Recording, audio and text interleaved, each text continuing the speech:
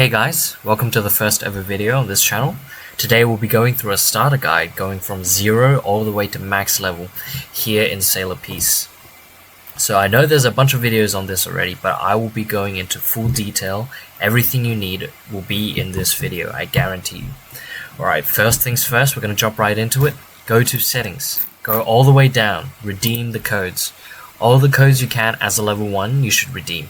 This will give you a massive head start and advantage. A lot of codes, be wary, are locked behind ascensions and a level cap. So just try find as many codes as you can in the Discord server, which I will link down below. And then, yeah, you'll probably have quite a good amount of money after that. Then you go to your auto skill settings here. This is something I did not know for a while, and it hindered my hockey progression, which is super important in this game. You want to turn on both auto armament and auto observation hockey. This will make sure every time you die, you join back into the game, it'll automatically use your hockey. So you want to keep that open always. Another thing that I forgot to add is that you should enable quest repeat and auto quest repeat. This will make it so that every time you complete a quest, it'll automatically claim the quest again. This will speed you up by so much because you can just AFK. Next is auto skills. So you see these arrows on the side of you'll have melee and sword. Any of them will have these arrows. You click them, it'll help you automatically use skills without you even touching the keyboard. This is the game's inbuilt macro, basically. That's all you have to do. All you need is an auto clicker to stop you from disconnecting, and you can farm basically anything in the game by just tapping that button. Alright, now that we've gone through the basics, I'll now go through the progression. Alright, now the progression. First things first, obviously. Levels. Super important. Press on your stats. It's the core of any sort of bandit beater game, of course, you guys should know that. Put in the stats. So you get 3 stat points per level. Therefore, you can max out 3 stats at the end of the game, at max level. So you can see that I prioritized melee, sword, and defense. That's what everyone's stats should look like at the end of the game. But for now, when you're just starting, you should be prioritizing power. Power, melee, and defense, because you'll be using your fruit for quite a while, because the next best thing is gonna be a sword, but the good swords are later on, so you don't need that for now. You want to maximize power, melee, and defense. Maximize melee first, because you'll be starting off with combat, which is the starting melee for everyone. Combat. Then once you get a few levels and get enough resources, from the codes, you actually, I think, get enough to buy a fruit. So we come over here to Sailor Island. Find this island, press on Coins Fruit Dealer, and then you just come over here. And if you can't find your way, this will be the entrance where the portal you spawn is, and it's just to the left. Alright? Come to the Coins Fruit Dealer, but I'm pretty sure you'll have enough gems as well. Spin for fruits.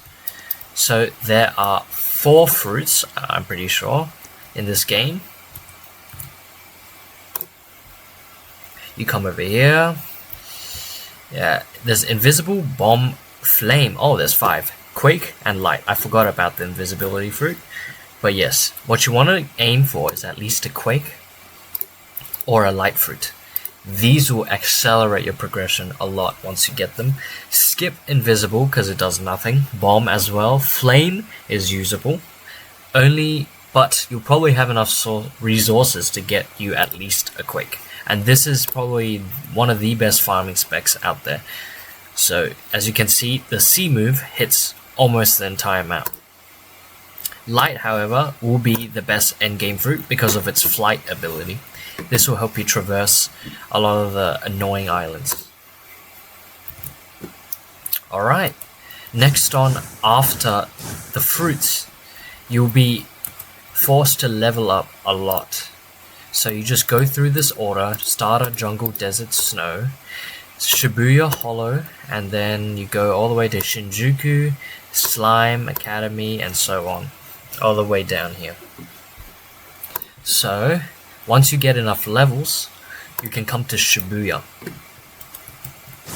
Over here is where you'll find, just straight from the portal, the Griffin Cellar.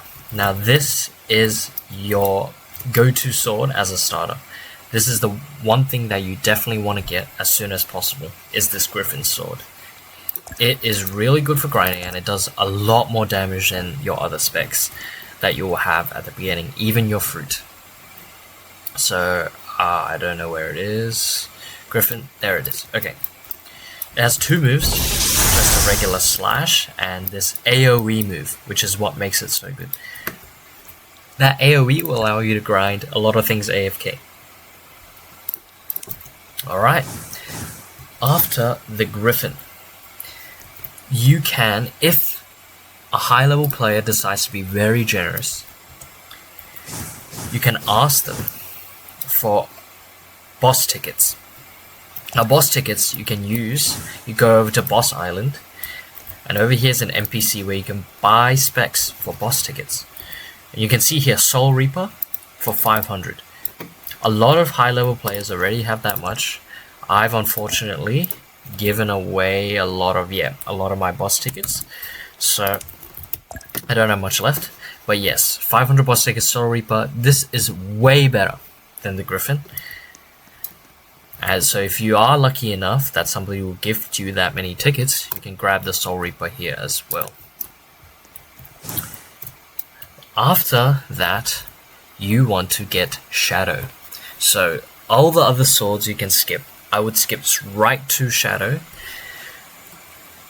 And I believe, yes, it's on Dungeon Island. You want to jump onto this roof. Over here. You want to get Shadow. This is a significant difficulty jump in obtainment, that's for sure. But if you could get any high level players to help you, this will be way easier. And I would be happy to help anyone in the comments if they need it. I have plenty of the material, so if you guys need help, just drop a comment. But yeah, so you need the Shadowborn race, money, gems, cores, essences, void seeds, and whatever. So all of these are from the Shadow raid over here, the dungeon, the Sid dungeon. But obviously, if someone decides to gift you all these materials, all you need is the Shadowborn race, which you get from race rerolls, and these drop from basically every mob in the game. Alright, next after Shadow, we'll be going for Gilgamesh. So you hop to Boss Island, and you can come over here to one of the hands. Yes, this hand that has its palm facing down. Over here, you can see you can craft the Gilgamesh spec, melee. Unfortunately, this will be quite hard to get, because you will need to spawn the boss here. You need Divine Grails to summon it, 500,000 money, and 500 gems. So it's best to get a high level player to help you with that. Most people are quite nice in this game, so they'll probably be willing to help you. But if you have to, you can AFK any enemy with a sword in this game to get broken swords. So for example, let's come over, perhaps the desert island. You can see that these guys have swords, so if you kill them, they have a chance of dropping the broken sword item. I'm getting quite unlucky here, but yeah, it'll pop up there as broken sword, and those are what you need to craft the spawn items for Gilgamesh. And some specs, unfortunately, this is the worst part in this game, is they do need you to get the titles that drop from the bosses. For example, the Gilgamesh needs the Golden King title, which if you press inventory, titles, you can see all your titles here. you will need this title right here, which drops from the boss, I believe, at a 1 in 125 chance. But there is a pity, and once you get strong enough, you can ask a player to just keep spawning them and you can kill them to get to pity. That's pretty much it. And then the final one you want to get, you want to skip from Shadow all the way to Ice Queen. There is no point getting any other spec. There's too many quests and requirements to get the other ones. This is the best sword in C1 by far, and it's way easier to get than any other sword, in my opinion at least. So you need the Frost Empress title, like I said, it drops from the boss, and all these materials that also drop from the boss. Now the way you get gems and coins, the most efficient way, is through these chests that drop from any mob in the game. That's basically the progression you want in C1. Alright, now that we've gone through the progression of this game, in C1 at least, we can go over and tell you how to get stronger. The first things first. Go to Snow Island as soon as you can. Pop over all the way to the back of this island, and you'll see this NPC. Get Haki as soon as possible, do the quest, and equip it, because this will contribute greatly to your damage. As you can see, when you press the total stats and go to damage breakdown, here, Haki accounts for a great proportion here. So that's 75.5%. That's a huge amount that you get just from a passive. So you definitely want that immediately. So get it as soon as possible. Then the other stuff, you go to Sailor Island and you scroll down here on the sidebar in your stats. So race, super important, and you get them through these race rerolls here. They drop from any mob in the game with a decent chance, and they drop from bosses basically 100% of the time, but you only get around 2 or 3. So for races, there are 3 races that you're going to be looking for mainly. Number 1 is Luckborn. If you get this race, you're set. It's the best race for a sword build, and it's the best race for a melee build as well currently. Warlord as well, if you get that, it's the best race for a melee build. It edges Luckborn out just by a little bit, but Luckborn is still used by most people due to its luck multiplier here. And then Sword Blessed as well for sword builds if you can't get Luckborn. I'll show you here in the settings. You want to come down, open your race reroll settings. I would keep skip legendary off for you guys at the very start, because legendaries can help you hugely, because you don't want to be too greedy here. Don't gamble your life away, guys. Alright? So you want to, but when you have enough rerolls for mythic races, skip all of these except for Luckborn, except for Servant, because you'll need this for Gilgamesh. And you want to skip these 2 either, Sword Bless and Warlord. Next, accessories. Accessories you drop from any boss in this game, except for a few. No, actually, I think it drops from every boss in this game.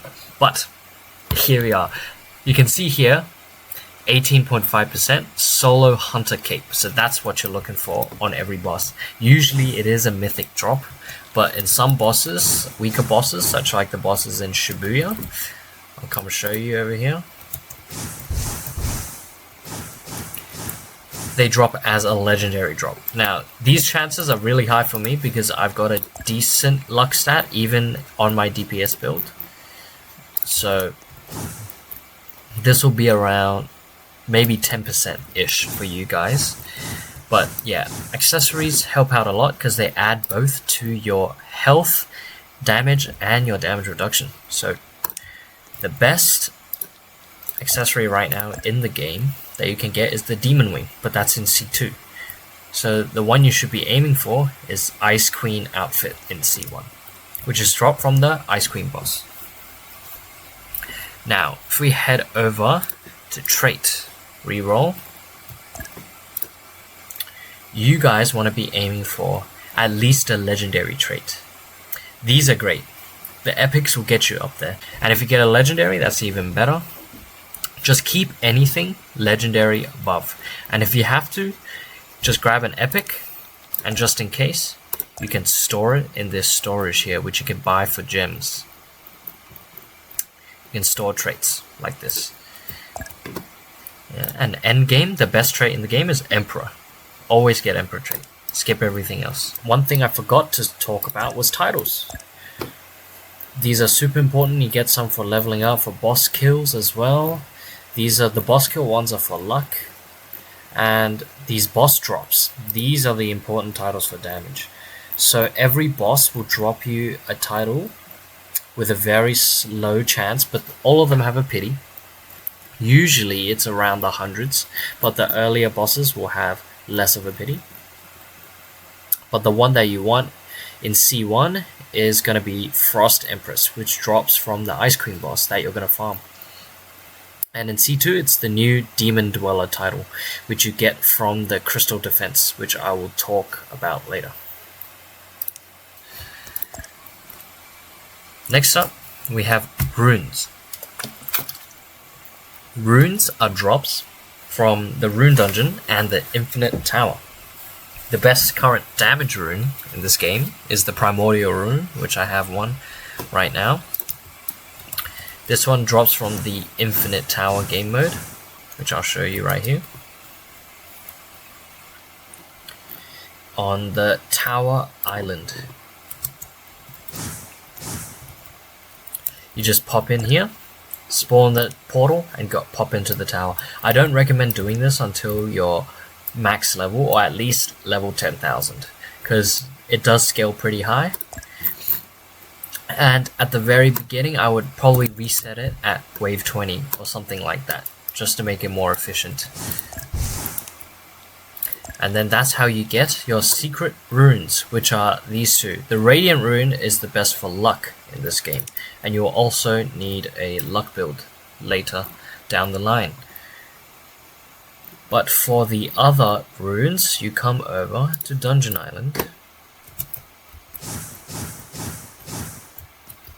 And you go to the Rune Dungeon. There will be a quest to unlock the dungeon, but it's not too hard, so that should be okay.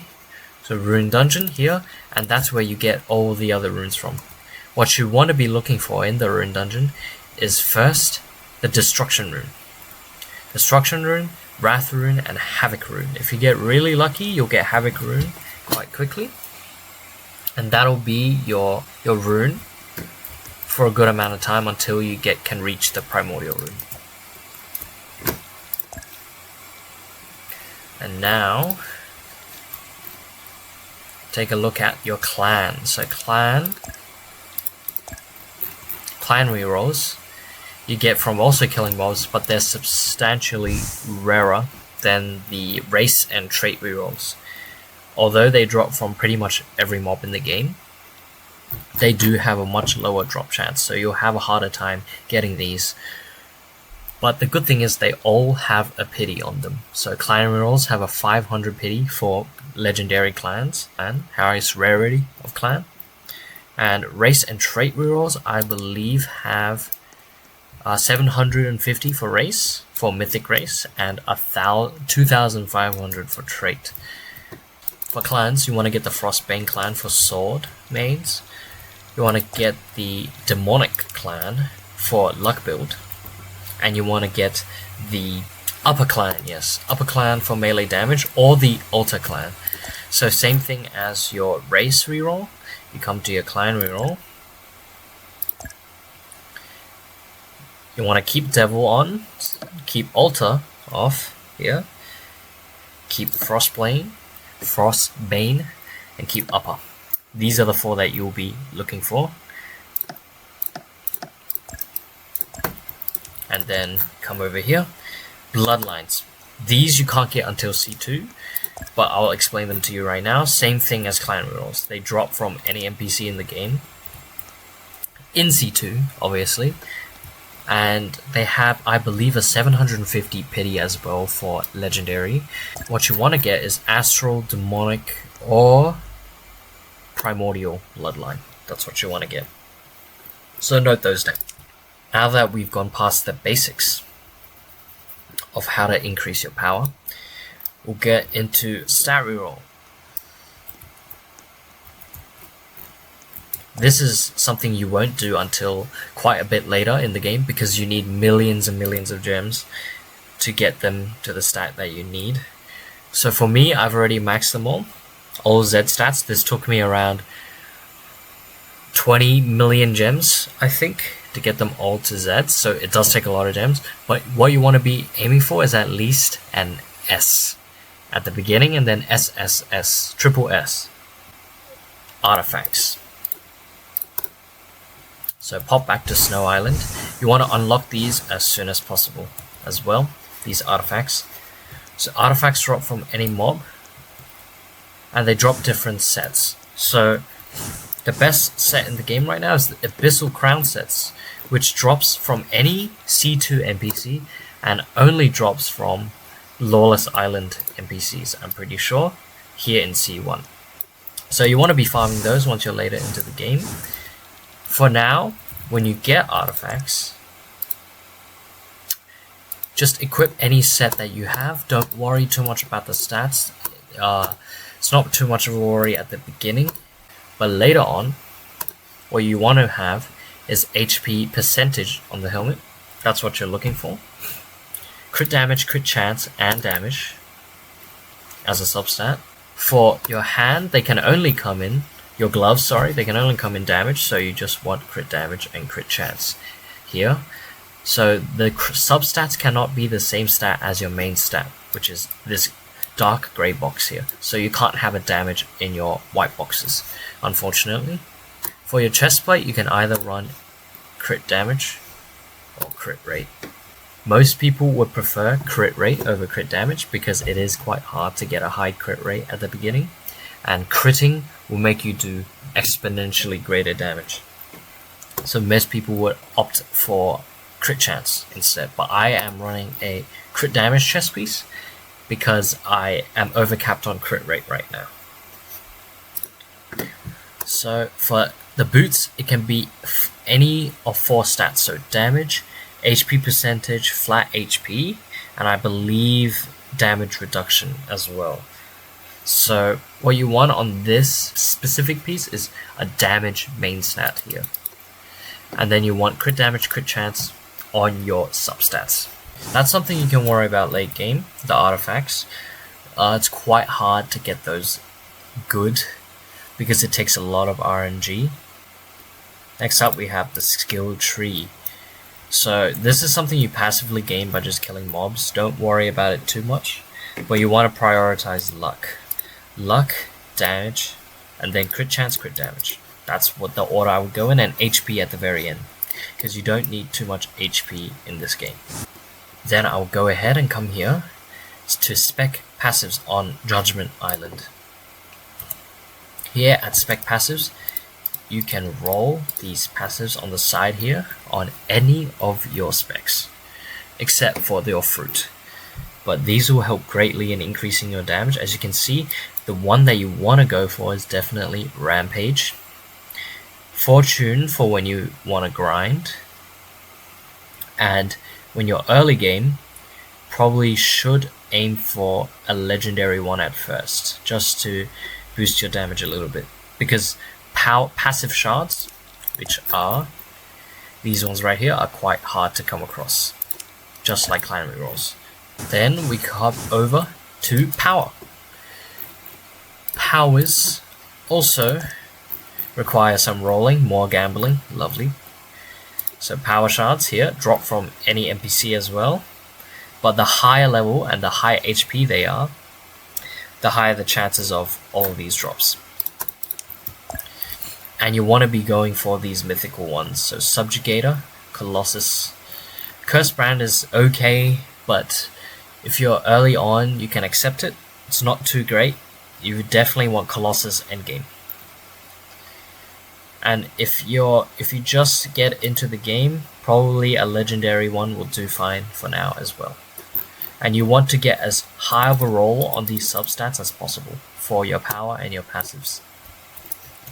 After you max all of those out, in C1, what you can do is come over to the boss rush over here. So boss rush, you should run it always on easy mode, because doing extreme won't give you any benefits. And then AFK for a few hours, and then you'll have coins, these rush coins. These rush coins are used to upgrade your damage, crit chance, and luck, just like the skill tree basically. After this is going to be the tower upgrades. So these will take a while of AFKing, that's for sure. So same thing, AFK auto reset out whatever level that you want. I would recommend 30 or under is the best for just fast clearing. And then you want to max out these tower upgrades with these tower tokens that you get per wave. Same as skill tree as well. There's only a few things left you can do to maximize your damage here. And that is with your blessing and enchanting. Enchanting is for upgrading your accessories that we first talked about, which are these things that drop from bosses.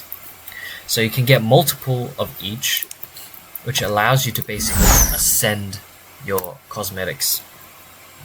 accessories, sorry.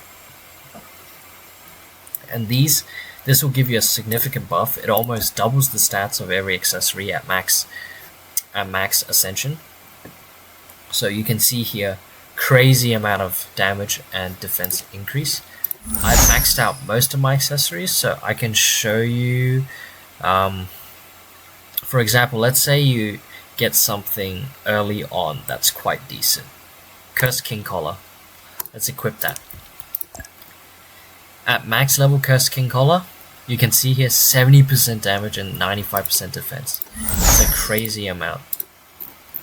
But they do take a lot of AFKing to grind, unfortunately.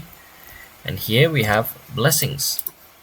You can't see any weapons here because I have maxed out the blessings. But yes, blessings are the way you upgrade your weapons, your sword, and your melees in this game. As you can see, all of these are B10. So they give a significant buff to your weapons. So crit chance, crit damage, and damage output will increase when you bless your weapons. And in order to bless them, you will need these items right here. You will need adamantite, you need diamonds, you will need mithril, which I will find here, mithril. You will need obsidian, which is here, and iron and wood. All of these drop from mobs, and you can get them from chests as well.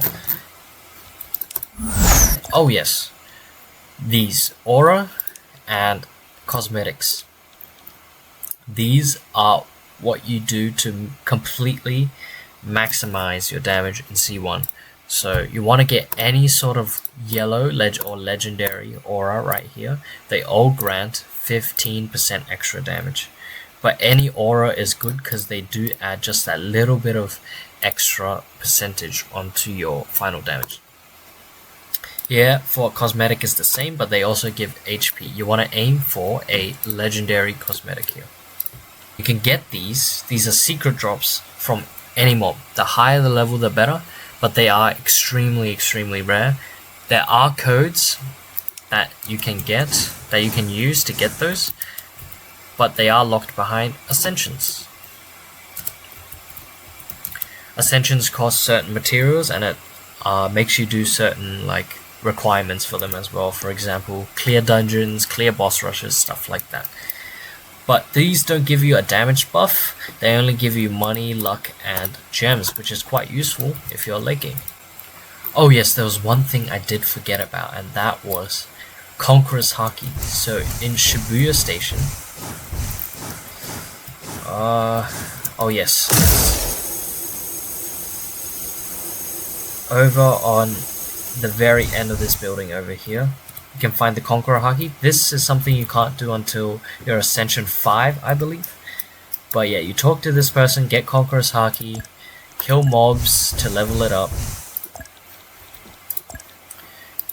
Let me double check. You press this question mark, you can check your Haki, Observation Haki, Conqueror Haki level. Conqueror Haki gives you like an extra 30% damage basically. Rune level is also increases your rune buff, which you can level up by just killing people in the rune dungeon. That's pretty much it. Now we can head over to C2.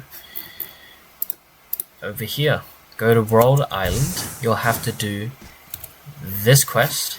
Find ancient pieces, so 2 of them around the map, which is, you can find other videos about it as well. And you'll have to kill a lot of bosses to get the map pieces to unlock C2. Then all you have to do, travel there. And then here, we'll have a whole new progression system. So C2 introduces the world boss system, which is, to be honest, really terrible, because it's just a boss that takes longer to spawn, if I'm being honest, with a heck ton of HP. So what you want to do is come over here to the Bizarre Island right here, and the specs that you want are, first, the world, easiest to get out of all of them, and I think it actually does the highest damage out of all the specs currently in this game, and it is a very cool looking spec.